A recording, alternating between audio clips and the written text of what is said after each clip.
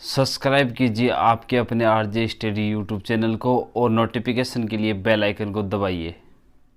Hello दोस्तों, स्वागत आप सभी का आरजे स्टडी यूट्यूब चैनल में। दोस्तों, आज के इस वीडियो में हम वीकली करंट अफेयर की सीरीज़ को आगे बढ़ाते हुए आज हम अगस्त महीने के करंट अफेयर की बात करेंगे, जिसमें हम अगस्त महीने के फर्स्ट वीक में होने वाली प्रमुख घटना और इनसे एग्ज़ाम में बनने वाले महत्वपूर्ण क्वेश्चन का डिस्कशन करेंगे। तो चलो वीडियो शुरू करते हैं। पहला क्वेश्चन है कि हाल ही में जम्मू कश्मीर के नए उपराज्यपाल के रूप में किसे नियुक्त किया गया है? तो जम्मू कश्मीर के नए उपराज्यपाल के रूप में मनोज सिन्हा को नियुक्त किया गया है। मनोज सिन्हा गिरीश चंद्र मुर्मू के स्थान पर आए हैं। मनोज सिन्हा की बात करें तो मनोज सिन्हा मोदी सरकार के पहले कार्यकाल में रेल मंत्री रह चुके हैं। अब अगर बात करें जम्मू कश्मीर की राजधानी श्रीनगर ग्रीष्मकालीन में, जबकि शीतकालीन में राजधानी जम्मू है। उपराज्यपाल मनोज सिन्हा है। अनुच्छेद 370 और 35A को 5 अगस्त 2019 को हटाया गया था, जिसमें जम्मू कश्मीर और लद्दाख को केंद्र शासित प्रदेश का दर्जा दिया गया और जम्मू कश्मीर के केंद्र शासित प्रदेश बनने के बाद गिरीश चंद्र मुर्मू पहले उपराज्यपाल थे। नेक्स्ट क्वेश्चन है कि आकांक्षी जिलों की सूची किसके द्वारा जारी की जाती है? तो आकांक्षी जिलों की सूची नीति आयोग के द्वारा जारी की जाती है। इस सूची के अनुसार इसमें पहला स्थान बीजापुर छत्तीसगढ़ का है। दुनिया की सबसे मूल्यवान सूचीबद्ध कंपनी कौन सी है? तो दुनिया की सबसे मूल्यवान सूचीबद्ध कंपनी एप्पल है। एप्पल ने यह स्थान अपने 10% शेयर बढ़ाकर हासिल किया है। अगर पिछले साल की दुनिया की सबसे मूल्यवान कंपनी की बात करें तो पिछले साल दुनिया की सबसे मूल्यवान कंपनी सऊदी अरामको थी। अरब देशों का पहला परमाणु संयंत्र किस देश ने शुरू किया? तो अरब देशों का पहला परमाणु संयंत्र संयुक्त अरब अमीरात ने शुरू किया है। इस परमाणु संयंत्र को वाराकाहा न्यूक्लियर पावर प्लांट में शुरू किया गया है, जिसके 4 रिएक्टरों में से एक रिएक्टर को लाइसेंस दिया गया है। इन चारों रिएक्टरों के चालू हो जाने पर इस संयंत्र से 5600 मेगावाट बिजली पैदा होगी। संयुक्त अरब अमीरात की बात करें तो संयुक्त अरब अमीरात की राजधानी आबू धाबी है। सबसे बड़ा नगर अगर बात करें तो दुबई है। राष्ट्रपति खलीफा बिन जायद अल नाहयान है।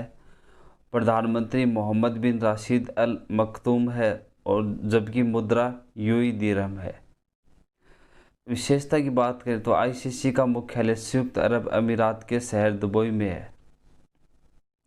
क्वेश्चन नंबर 5 है कि हार्दिक सतीश चंद्र शाह को किसका निजी सचिव नियुक्त किया गया है? तो हार्दिक सतीश चंद्र शाह को नरेंद्र मोदी का निजी सचिव नियुक्त किया गया है। इससे पहले यह प्रधानमंत्री कार्यालय में उप सचिव रहे थे। नेक्स्ट क्वेश्चन है कि शहीद महेंद्र कर्मा तेंदुपत्ता संग्रह समाज सुरक्षा योजना किस राज्य सरकार ने शुरू की है? तो शहीद महेंद्र कर्मा तेंदुपत्ता संग्रह समाज सुरक्षा योजना छत्तीसगढ़ राज्य सरकार ने शुरू की है। इस योजना के तहत तेंदू के पत्ते जो बीड़ी बनाने के लिए इस्तेमाल किए जाते हैं, इन पत्तों को एकत्रित करने वालों के लिए सामाजिक सुरक्षा है। यह योजना कांग्रेस नेता महेंद्र कर्मा के नाम पर तैयार की गई है, जिनकी 26 मई 2013 को बस्तर जिले के झीरम घाटी में एक हमले में हत्या कर दी गई थी।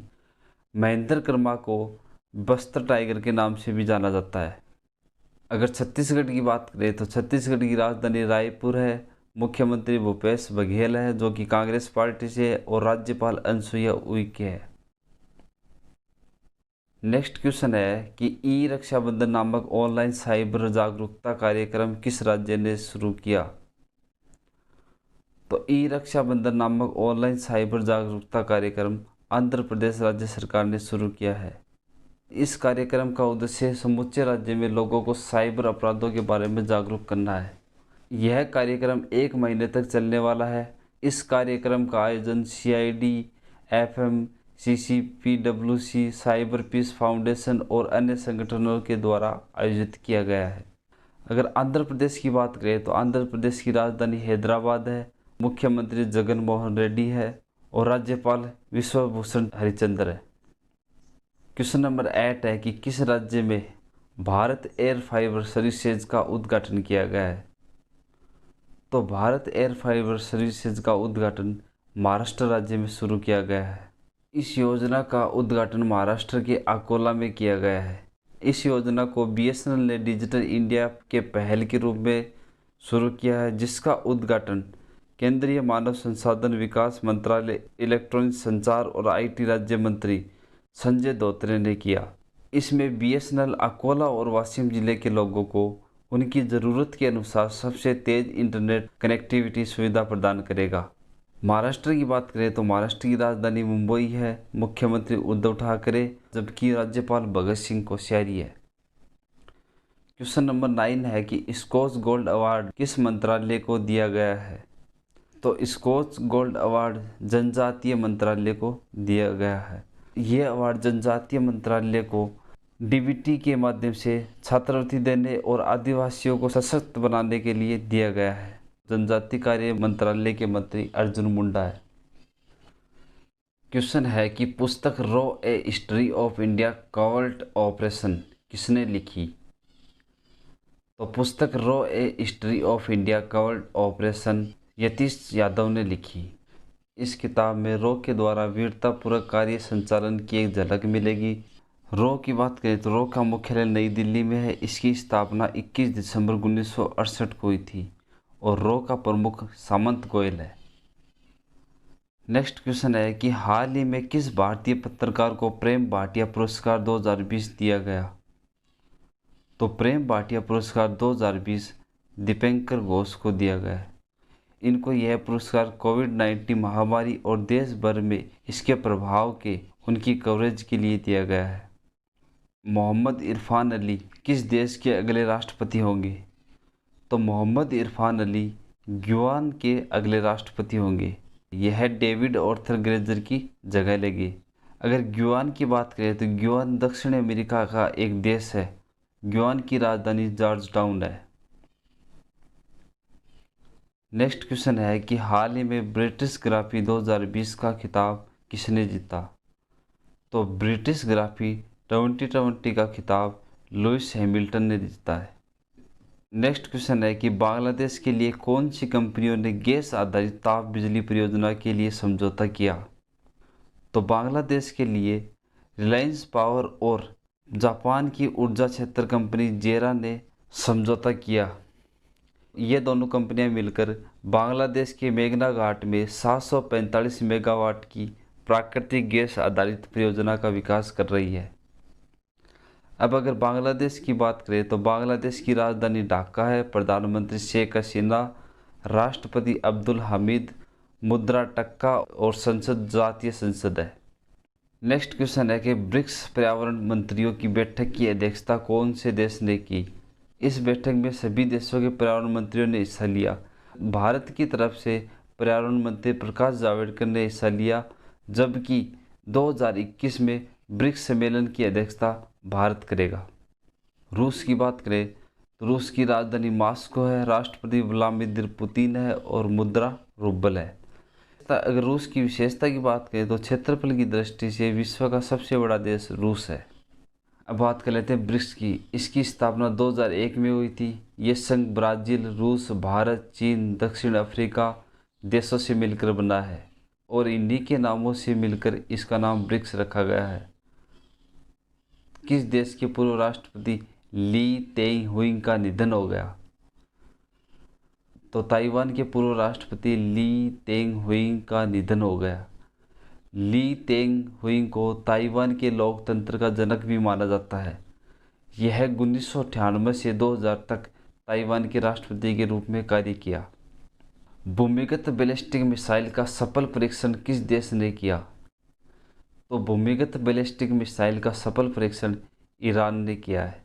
ईरान की बात करें तो ईरान की राजधानी तेहरान है, राष्ट्रपति हसन रूहानी है और जबकि मुद्रा रियाल है। नेक्स्ट क्वेश्चन है कि एशियाई बुनियादी ढांचा निवेश बैंक के अध्यक्ष कौन है? तो एशियाई बुनियादी ढांचा निवेश बैंक के अध्यक्ष जीन ली क्यून है। एशियाई बुनियादी ढांचा निवेश बैंक की बात करें, इसकी स्थापना 16 जनवरी 2016 में हुई थी। इसका मुख्यालय चीन में है। इसका उद्देश्य है कि एशिया प्रांत क्षेत्र में बुनियादी ढांचे के निर्माण करना। क्वेश्चन है कि ग्रेट ईस्टर्न शिपिंग कंपनी का अतिरिक्त निदेशक कौन बने? तो ग्रेट ईस्टर्न शिपिंग कंपनी का अतिरिक्त निदेशक उर्जित पटेल को बनाया गया है। अगर उर्जित पटेल की बात करें तो उर्जित पटेल रिजर्व बैंक के 24वें गवर्नर रह चुके हैं। हाल ही में उर्जित पटेल ने overdraft saving the India saver नामक पुस्तक लिखी। नेक्स्ट क्वेश्चन है कि ओरिएंटल इंश्योरेंस कंपनी लिमिटेड का अध्यक्ष व प्रबंधक निर्देशक कौन बने? तो ओरिएंटल इंश्योरेंस कंपनी लिमिटेड का अध्यक्ष व प्रबंधक निर्देशक एस.एन. राजेश्वरी बने। क्वेश्चन नंबर 21 है कि भारत का पहला ड्रोन प्रशिक्षण स्कूल कौन सा है? तो भारत का पहला ड्रोन प्रशिक्षण स्कूल बॉम्बे फ्लाइंग क्लब है। बॉम्बे फ्लाइंग क्लब को नागरिक उड्डयन महानिदेशालय द्वारा मान्यता दी गई है। नेक्स्ट क्वेश्चन है कि सुनील YDV को किसके द्वारा ग्लोबल लॉजिक अवार्ड के रूप में स्थापित कर्मवीर चक्र अवार्ड दिया गया है? तो सुनील YDV को संयुक्त राष्ट्र व इकिगो के द्वारा कर्मवीर चक्र अवार्ड दिया गया है। सुनील YDV SS मोटिवेशनल के संस्थापक है। नेक्स्ट क्वेश्चन है कि सिडबी ने ट्रांस यूनियन सिविल के साथ मिलकर कौन सा पोर्टल शुरू किया है? सिडबी और सिविल ने एक साथ मिलकर सक्षम नाम से पोर्टल शुरू किया गया है। यह पोर्टल सिडबी ने सूक्ष्म, लघु और मध्यम उद्यमियों के लिए शुरू किया गया है। इस पोर्टल के द्वारा छोटे कारोबारियों को मदद मिलेगी, जिससे छोटे कारोबारी सरकारी योजनाओं की जानकारी प्राप्त कर सकेंगे। अगर सिडबी की बात करें तो सिडबी यानी small industrial development bank of India, इसकी स्थापना 2 अप्रैल 1990 में हुई थी। इसका मुख्यालय लखनऊ, जो कि उत्तर प्रदेश की राजधानी में है, और संस्था कार्यपालक मोहम्मद मुश्ताक है। नेक्स्ट क्वेश्चन है कि पुस्तक विशेष कोड टू विन किसने लिखी? तो पुस्तक विशेष code to win Nirupama Yadav ने लिखी।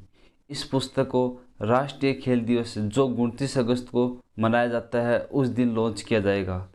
यह पुस्तक भारत के सबसे युवा बास्केटबॉल टीम कप्तान विश्वेश भरगवंशी के जीवन पर आधारित है।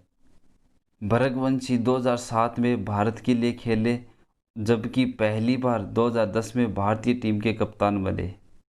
नेक्स्ट क्वेश्चन है कि AIMICREST नामक पहल की शुरुआत किसने की? तो AIMICREST नामक पहल की शुरुआत नीति आयोग ने की है। और अंतिम क्वेश्चन है कि हाल ही में बंगस आवाम मेला कहाँ मनाया गया? तो बंगस आवाम मेला अनुच्छेद 370 हटने की पहली वर्षगांठ के जश्न के रूप में जम्मू कश्मीर में मनाया गया।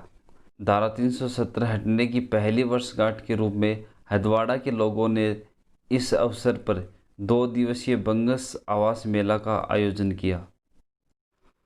तो दोस्तों, आज की वीडियो में बस इतना ही। मिलते हैं नेक्स्ट वीडियो में। जय हिंद, जय भारत।